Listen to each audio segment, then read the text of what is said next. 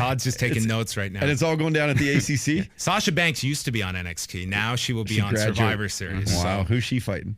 she's going to be part of the women's elimination tag. So it's going to be 10 women, Sasha being one of them. Okay, and that's Monday Night Raw meets SmackDown, and they it's like American National League. It's like that style, right? Yes, that's exactly it. They only meet in Bilal sort of here pulling. Oh man! Pulling And wow, look at these women here. Oh my God! Can you get us tickets? I would think Bilal could pull some strings. I'm sure. He sucked, man. He didn't do anything. Put the producer to Are the you test going? here. Are you going? The Todd Shapiro Show, SiriusXM 168. John Paul. It's a tough one. It's Pollock, Jackson Pollock. It's so That's easy. That's the natural segue I go with. But John, I want to call you Pollock. You know what? My grade 9 English teacher thought that was the funniest thing in the world. That makes sense, judging by me. Yeah. And I took a charm to it, but I said, "Sir, that's only slightly racist." He thought it was great. He for sure did. Are you Polish by background? No, nothing. So it's really not a joke you can necessarily run with, I guess, based on the last name. Pollock. Could it be Paul? Pollock. We could go for some variations, but I feel at this part, I'm so deep into it now. I've really committed to the lock, and I like that second O at this point. Okay. You also get the comparisons to fish. I mean, that was always the great nickname as a kid because you got John on top of it. So you got toilet fish. That was a popular nickname. Come on. You got to be strong in Canada, especially you come up with those names. My parents, they were ready to send me out to war. Well, I don't think anyone thinks they're naming their kid John. Like anyone could be a Mike. Yeah, it's a John. John. You're going to get some offense thrown your way. Toilet fish. Oh man. You just brought up bad memories when my parents flushed down that first goldfish down the toilet. Oh, boy. He was alive still. It was weird. They just didn't want him in the house. Okay, the bubbles were saying, Todd. So John, nice to have you here. Friend of Bilal's. Bilal used to intern for you, and you also work with a longtime old buddy of mine, Jason Agnew, who's a super nice guy, and I've always been a fan of Jason's. You do the live audio wrestling, the law. You do the MMA report. You're on the Fight Network. Your world revolves around MMA and wrestling and wrestling and UFC and wrestling and all this kind of stuff. And it's all the stuff that people really love. And really, it's what a great world you're in. Yeah, it's kind of a strange one because it certainly was not a career path that it wasn't an option in high school to actually be covering this stuff where, I mean, just this past weekend, to tie in to Jeff here, I was at Madison Square Garden for UFC 205 covering that. And okay. I'll say, Jeff, you were much funnier than a lot of the people that I ran into there. So don't sell much. yourself short on deep fried pickles. But yeah, it's a lot of fun covering. It's an interesting industry because I think, especially with professional wrestling, everyone's got a natural curiosity for it of kind of the behind the scenes, how it's put together, and the industry itself. I think it's that much more wide open now. So there's such a curiosity for it. And really kind of like a crossover, not just because of like Brock Lesnar or things like that, some UFC guys who wrestle, but the sort of the more of the attitude now and really spearheaded by a guy like Conor McGregor, yeah. Which is like, you got to be a showman to sell this, and which is why he wants a stake in the company. And I think all the other sort of UFCers and Bellator guys and all these kind of things, they're starting to develop brands amongst themselves, aren't they? And that's a big wrestling influence, is it not? Yeah, I think what you're seeing now is a lot of these top fighters, they're being proactive with a lot of actions that professional wrestlers, I think, have always dealt with. Not unionized, looking for things like stakes in the company. And Conor McGregor is someone, he's 28 years old, and he understands how valuable he is to this company and is willing to hold their feet to the fire so that his demands get met. I mean, he's someone that it's very much business for him, and he's taken many different elements from professional wrestling that have translated well, because I think you do get a mixture for UFC, for the biggest events, of a lot of pro wrestling fans that are attracted to this, and Conor McGregor is a perfect example. Jeff, are you ever amazed by like a guy like Conor McGregor and the attitude that he can bring, and sort of, I just think of like, the cussing and the crassness and the abrasiveness for a sport that I get is kind of like that, but they also have really big sponsors involved. Does that kind of surprise you? No, he's just trying to sell fights. He's being Ric Flair, right? That's what his persona is. Like, he's just doing the whole Muhammad Ali trying to sell fight. They always like, what's Jim Cornette say? He's like, UFC, they're just doing pro wrestling what it was 40 years ago now. It really is. I think that, for a lot of fans that are they're just fans of big personalities that fight. And that's such a huge component when it comes to selling fights on pay-per-view, is that you have to borrow a lot from that. And when the UFC really exploded, it was through The Ultimate Fighter, which was placed on Spike TV immediately following Raw. So you had a lot of wrestling fans that were not necessarily digging that product at the time who fell upon UFC. So they really grew, taking a lot of lapsed wrestling fans. So there's been that kind of weird marriage between the two. Who are other great personalities in the UFC like that we should look out for? Like who are some guys that really stand out other than Conor? I mean, at this time, you're looking at a lot of kind of interesting individuals that are coming up through various weight classes. I think that there's so many different personalities. I think Conor McGregor is kind of on this island unto his own, but there's other people like a Tyron Woodley, for instance, who has this incredible story behind him. He's from Ferguson. He has become a real pillar of that community, just won the welterweight championship, and for my money, one of the most engaging interviews in the sport. You go on down, there's a number of fighters that are coming up out of Europe that I think are seeing that influence of Conor McGregor, and as well another female fighter who fought last weekend. Her name is Joanna Jędrzejczyk from Poland, and she's just this 115-pound badass that just is so confident in her skill set. Her stare downs are the best in the industry, where she just gets right into the person's face, forehead to forehead.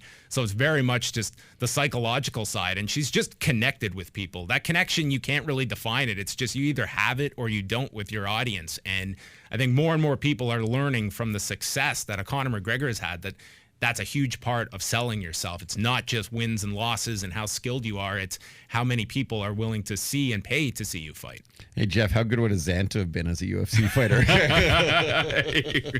He would have been, excellent. Right? Excellent. Yeah. Just the poor guy doing the closed captioning, trying to decipher those promos would have been with the Santa hat and the push-ups and just yelling and challenging his boss. It's an old guy who I know who you're talking about. This is a Toronto institution. Yes, it is. Jesus.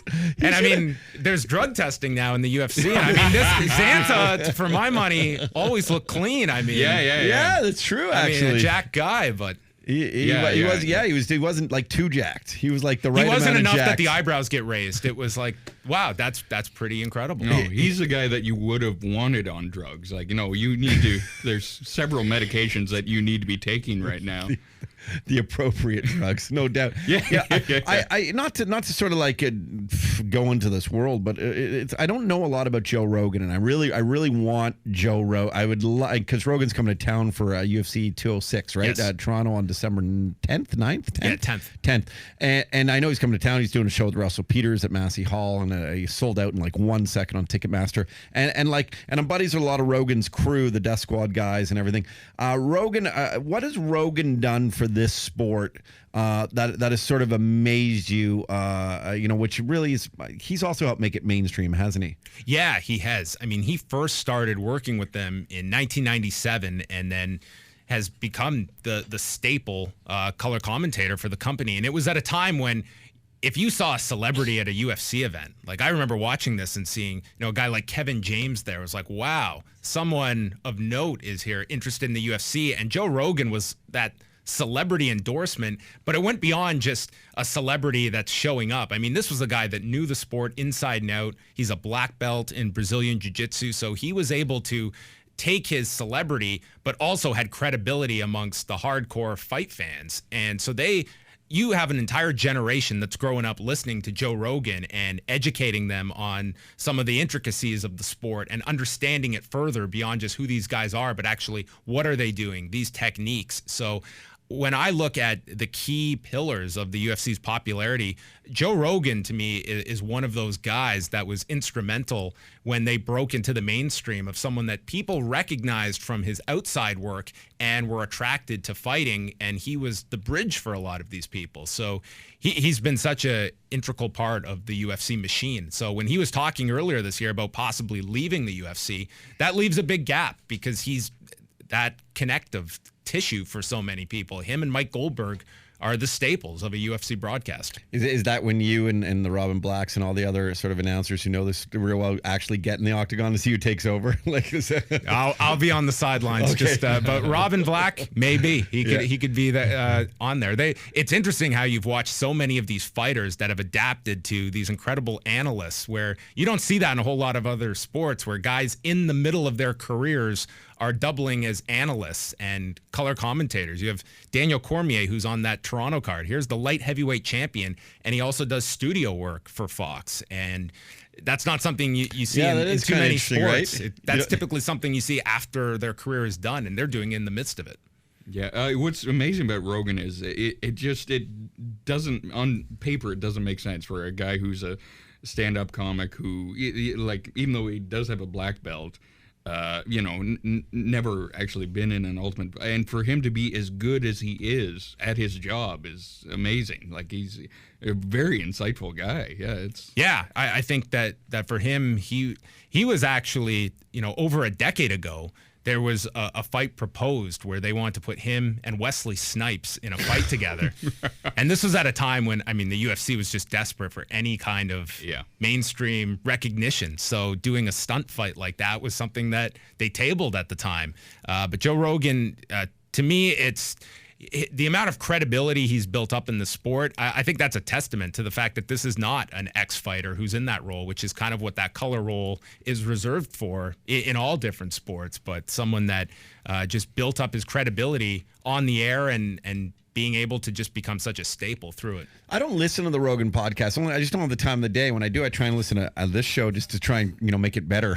So, does he within those 3 hours, and he does a ton of them, does he talk a lot of UFC in them, or is it just a lot of, is it a vast majority of stuff on the Rogan podcast? Do you know? I'm not a regular listener, but Okay. There's always different fighters that he'll have on. So it kind of comes and goes. He has obviously many interests outside of fighting that kind of podcast is an amalgamation of it. But certainly fighting is something that he does inject into the podcast quite frequently.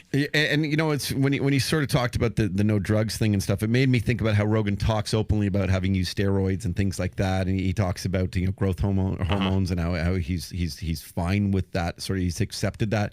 Is that a sort of a weird? Do you think that's a strange place to be in a sport, or sports that we shouldn't use it and really can't use it because it creates an unfair advantage essentially, and then what it does to maybe the younger generation who listen to him, is that like, does he ever get flack for that, being the legitimate guy? And the only reason why I say it, I think of like a Ron McClain going, I'll tell you, just like, I'm ready today, like, I injected, I'm ready to go for this big game, like it's sort of an interesting kind of dichotomy, isn't it?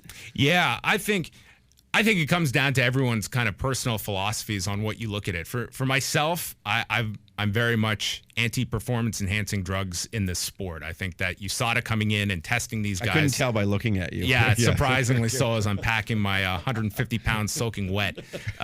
But nonetheless, I think with Joe Rogan, he's not an active fighter. What guys want to do on their own time, I really could care less of how they do it.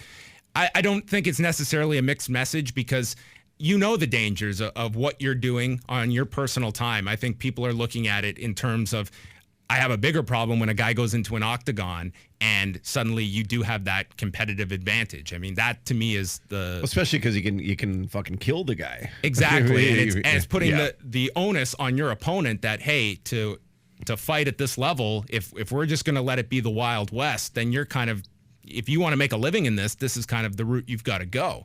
So I think that drug testing has come a long way within the sport just over the last 18 months, where it's much more stricter now than it once was, where it was show up on fight week, piss in a cup, and it was an IQ test to make sure that you were able to be off whatever you need to be. And that was kind of their way of saying, hey, we're drug testing, but now it's out of competition, where I talk to fighters, and it's not uncommon that on a random Wednesday morning at 6 a.m., you get a knock on your door and you've got to whip it out and just give them a pee sample. And it's really stringent at this point. I wish our wives listened to that theory. That'd be nice. Knock on my door, 6 a.m. Oh, what a nice surprise, babe. Have you ever seen this? Jeff, have you ever seen Rogan's hands, though?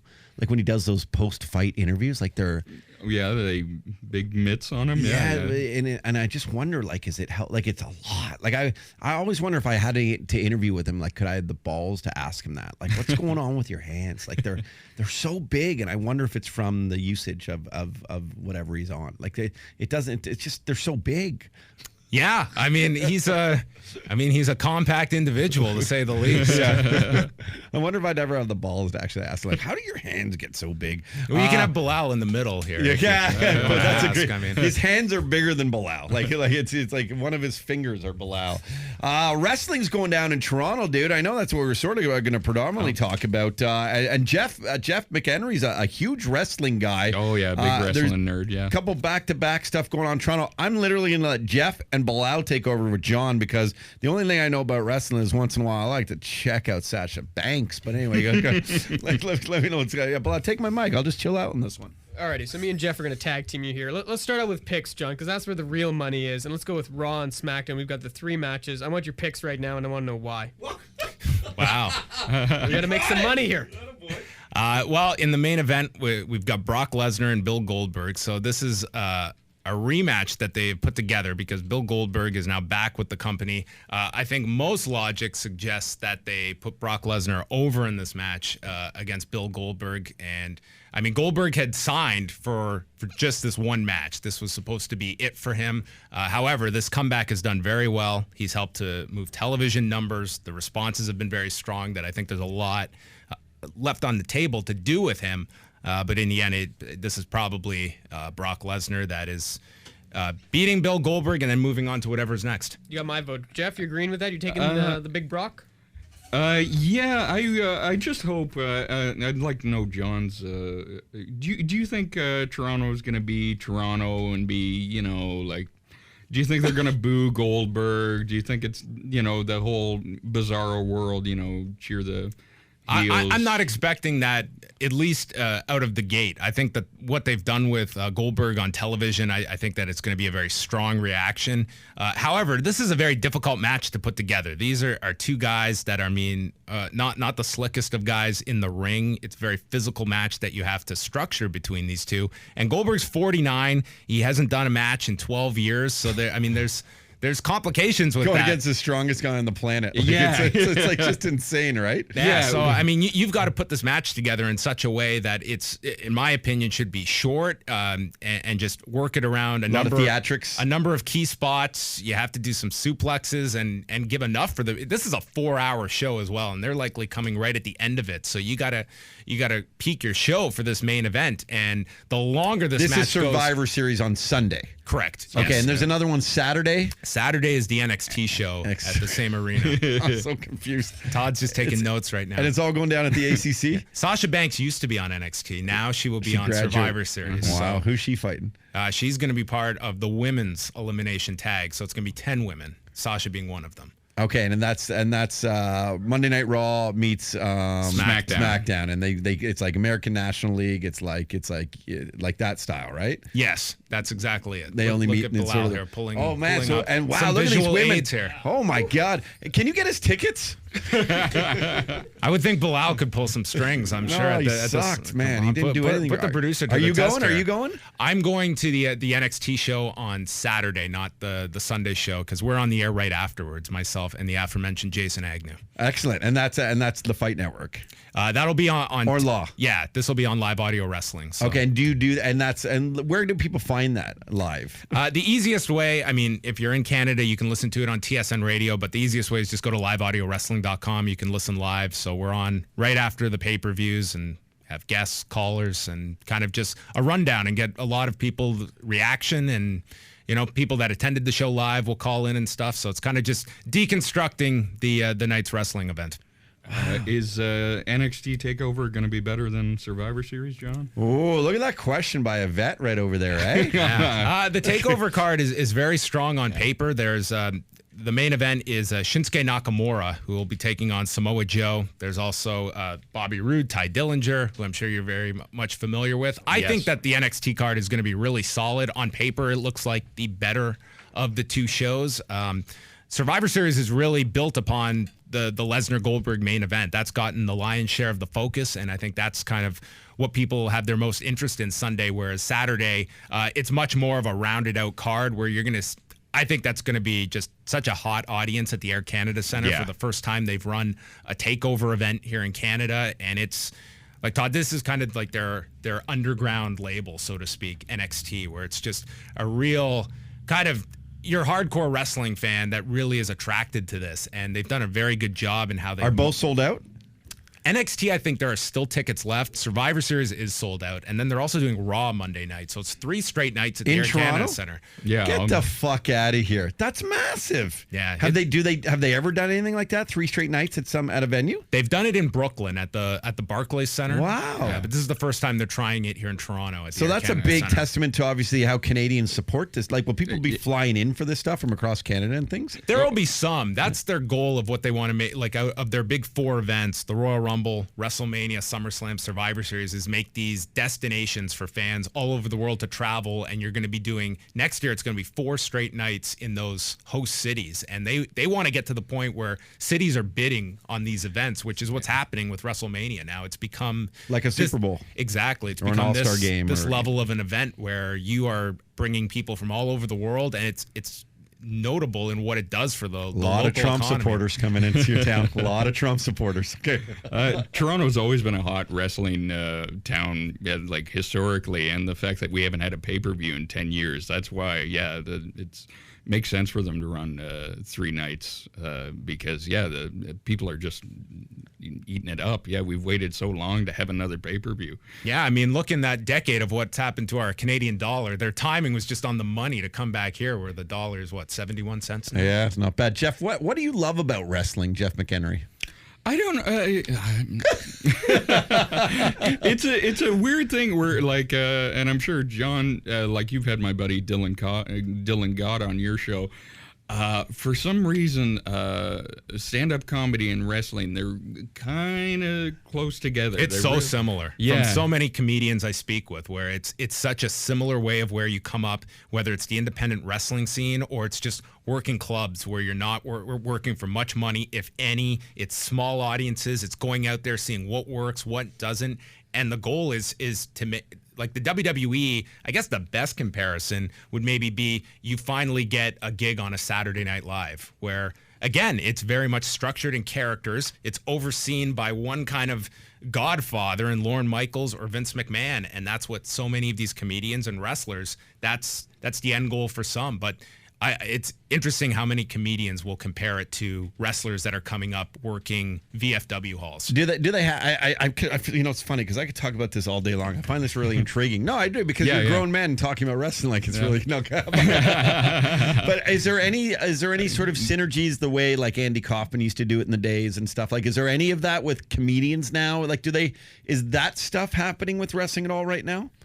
There's some of it. I mean, in particular, one guy, his name is Colt Cabana, who does a wrestling-themed podcast, but he's really branched out into doing much more. He's always been a comedy-based wrestler, and he's studied comedians and he's become a regular going over to Europe, doing comedy festivals and trying to kind of merge those two worlds because you see all the similarities, and it's a way, how can one work off the other? And I wouldn't say like there's necessarily that direct marriage, but you're seeing more and more where I feel people are trying to connect the two. Yeah, a lot of retired wrestlers now are doing these, and Foley started it with the whole like just get up and talk, and so now like Jim Ross does it. The Sunday. Ringside, so that's really like that's almost a form of stand-up comedy where they're just getting up and telling stories. So like Foley does it, Jim Ross does it, Jim Cornette, like a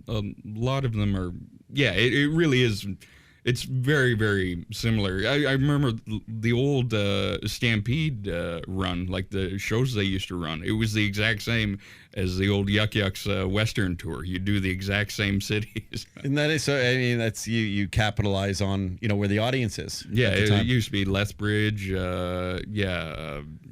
Regina, Saskatoon, Calgary, Edmonton. Yeah, they were exact same towns. I don't know. I could talk about this a lot. I'm No, a I wrestling like nerd. I find it, and I'll tell you what I was thinking in my mind though was, and then I was thinking how ironic it all is actually, was about I guess almost a year or just over ago when Jon Stewart got involved. Yeah. And you think like maybe wrestling is the one thing that actually unites us all, because Trump was once involved in it, and Jon Stewart hated Trump. I'm sure if Jon Stewart was still a late night talk show host, he would be ripping into Trump, but there's obviously their common theme is wrestling.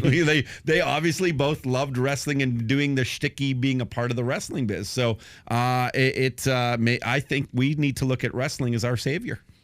Well, that's the conclusion you're going to make. It's always interesting as well when you see professional wrestling kind of spin their own commentary on politics. It happened during the Gulf War when you had Sergeant Slaughter as the evil Saddam Hussein sympathizer taking on the big American Hulk Hogan, where it's a weird platform that you see politics injected into JR it. told us about that yesterday. They've been playing on, you think of the Cold War with Nikolai Volkov. You Right. think of, like, and the It's Iron always been Sheik stuff. there. It's such a big thing. They play on that a lot, don't they? It's stereotypes that they draw from, and politics, it really lends itself, whether you have, it was a staple in professional wrestling, the evil Japanese manager or heel, just based off of, general sentiment. I've had John Pollock is here, and Jeff McEnery. That's the Radio for Mannix we do on a Bacardi Party Friday, brought to you by Pizza. I have an idea for, I know Goldberg's a Jewish wrestler, but I have an idea for a very stereotypical Jewish wrestler. And I'm a Jew, so I can say this. But I'm not really Jewish, okay? I'm like the ish. I like Jewish people. I like Christian people. I like Catholic people. I like Muslim people. I like every people. That's my religion. But my This idea... is going to be really offensive if you got to do that kind of a lead up for it. Oh, yeah, it's not even that offensive. A moil. Do you know what a moil is? He circumcises someone. Exactly. Yes. I'm from a small town. Bravo, Jeff McEnery. That's unbelievable. He is quite cultured. Read books in that small town. That's right. I didn't read those books. I found out last year. And I had him do me 43 years ago. She's 20. Don't I wish. He comes in, he's a moil. So he performs circumcision, and that's his finishing move. So he knocks, like he comes and he like does some crazy thing, and like a elbow drop, or like he did like the Juperfly snooker or something. Like he brings something, and then the guy's sort of knocked out and passed out, and then he gets the little tools, and he gets like his minion, and they go around him, and then he throws something into and that's the foreskin. Is that not a character that would work in wrestling, John? It'd be really tough because you're introducing a foreign object. I mean, that would be, you would have to work around the referee, of course, though you would be able to merchandise and send fans home with a souvenir. See, we got something. Sell them on eBay. People, there'd be a bit the foreskin of, think about who's a big popular wrestler right now. Imagine getting Brock Lesnar's foreskin. Like, come on. WWE creative team. Todd Shapiro's just sitting here in Toronto. Is this not, Jeff? You got to admit, you're thinking like we could work with this. What I'm really thinking is I didn't jump in on the George LaRock interview because I don't know a lot about the homeless situation. Todd clearly knows nothing about wrestling, and he's just been all over this segment. And I'm quite proud of that, though. Okay. I take it as a testament to myself and Jeff, the fact that you stole the mic from Bilal like 10 minutes and have just been loving this. I can't. He was annoying me. I was like, fuck, dude. I'm gonna give him a suplex in a second. But no, I know. You guys. I can tell that you like wrestling. Should I get back into it? I miss it. It's a fun thing to get back into. Yeah. I have every doll. From the dolls. Yeah, I can't find my ring. I can't find my ring, the wrestling ring, and I had that too. And so I have like the British Bulldogs. I have like JYD, and I still got the chain on him. Like I didn't lose the chain. A lot of people lost the chain on the guy. I have Roddy Piper, and I still have the skirt on him, or what's it called, the kilt? The kilt. I got, and the only one I lost. I'm just ticking off who Todd's pissed off on this. We've got probably some Jewish listeners out there. Now add the Scottish there. You only tick them off when you bring them up and remind them. 4 seconds in, we had the Polish. That's right. By the way, you can't tick off Scots. You can't. Irish people or Scottish people, that's the place you go and do whatever. They're the best people in the world. You talk about salt of the earth, man. They love it all. And I'm getting really excited here. But the only doll I lost, and I had him sign it too, was Hulk Hogan. Oh, wow. How did you not? You had a Hulk Hogan autograph story this whole time? When did you meet Hulk Hogan? Yeah. Back in the old Edge days. So he came on, I brought the doll and he signed it. And I actually think I had it there, and then when sort of one day I wasn't there anymore. We don't need to talk about that. I think I left it there, and I think I actually, because it triggered. I'm like, I think I had it on my desk with a bunch of different things. I left it there. Oh, anyway, would that be? He's the racist though. No. Well, I mean, with Hulk, I mean, you could have told him in a radio environment, just be like, Hulk, just be aware. You're always being watched. You're always being recorded. Just watch out. Okay, one last prediction, okay, gents, and let's start with me because I know nothing about wrestling, but this is my intuition speaking. I think Brock Lesnar versus Goldberg on which night? Sunday. Just all three wrestling nerds. Sunday. At Survivor Series. This is what I think. I'm going opposite of what Jim Ross said on our show yesterday. Because he thinks that Brock's just going to win, and it's kind of one and done for Goldberg.